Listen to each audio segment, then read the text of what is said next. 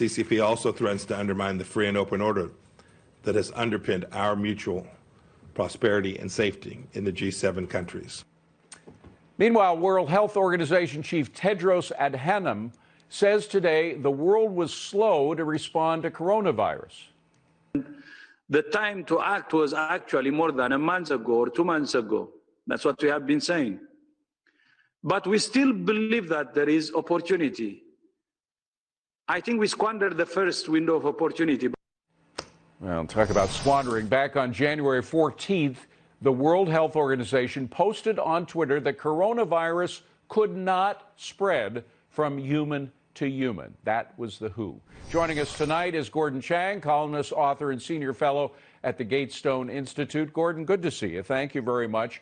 I would like to talk about the World Health Organization, but let's focus on China for a moment, because there's a lot of question of what it is up to right now in spinning these tales about U.S. responsibility for the virus, et cetera. What are they trying to do?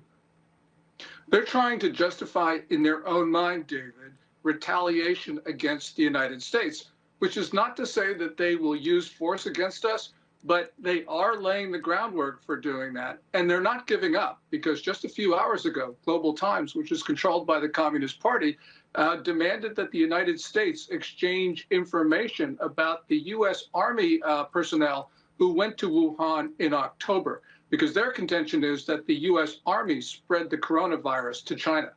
Well, they know it's not true, Gordon. I mean, the whole world knows it's not true. They know they're not going to get, I mean, they're smart enough, maybe not, but I would assume they're smart enough to realize that the whole world disbelieves their claims. So what is their end game?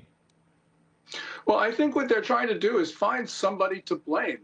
This is a desperate political organization in China right now. And, you know, it's ludicrous, David, of course. And I think most people around the world knows it's ludicrous. And to pursue these claims, which is really to hurt relations with the U.S., is the last thing that Beijing should be doing. But this shows that there is a real problem in the political system in China right now, that they're doing something which most probably undercuts their own interests. This is a sign of intense infighting at the top of the Communist Party.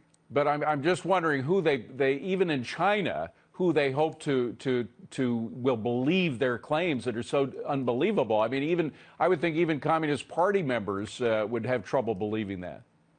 Yes, you know, China's a big place. It's 1.4 or 1.3 billion people, depending on who you talk to.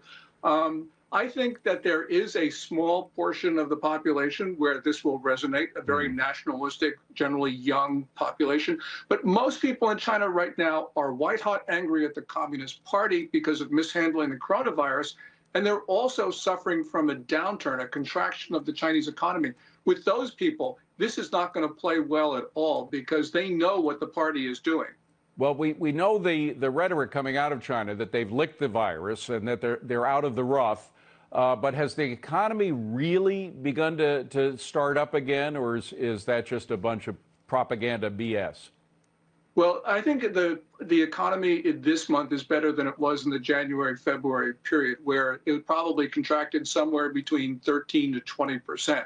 But it's probably still contracting, though at a lower rate.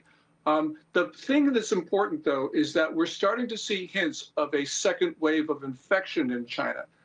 The statistics that China is releasing indicate an uptick in infections. They say they're all imported, but that's not to be believed. And it would make sense that there would be the second wave, because they have prematurely gotten people back to their job sites, back to theaters and the rest of it. So it's probable that it is starting to infect China again. Now, another thing that makes their attacks on the U.S., their propaganda attacks on who started the virus, even more absurd, is that they were hoping to get some relief because of the virus from the tariffs, a temporary withholding of the tariffs until the virus crisis subsided a little. But they're doing nothing to help that process. In fact, Peter Navarro suggested that they wouldn't be a temporary suspension of the tariffs, partly because of their behavior.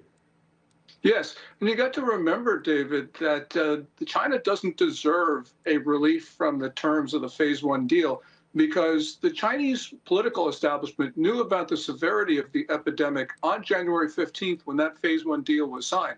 There was a January 7th Politburo Standing Committee meeting, which Xi Jinping, the Chinese ruler, chaired, where they discussed the epidemic and the outbreak. They knew what was going on, but they sent their representatives into the East Room of the White House to sign, even though members of the Chinese delegation were potentially carrying the disease. By the way, it must be a great embarrassment to them that Taiwan, their bitter enemy, the Republic of China, has done so well in fighting the virus, much better than most countries, and yet they have very close proximity and relations with China.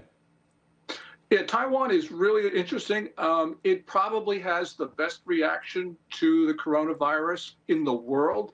And as you say, it's 110 miles away from China. There's always been a lot of travel back and forth. But I think Taiwan had the reaction to the SARS epidemic, 2002, yes. 2003. They learned how to deal with it, and they're doing it very well with coronavirus. Right. Well, God bless them for it. Gordon,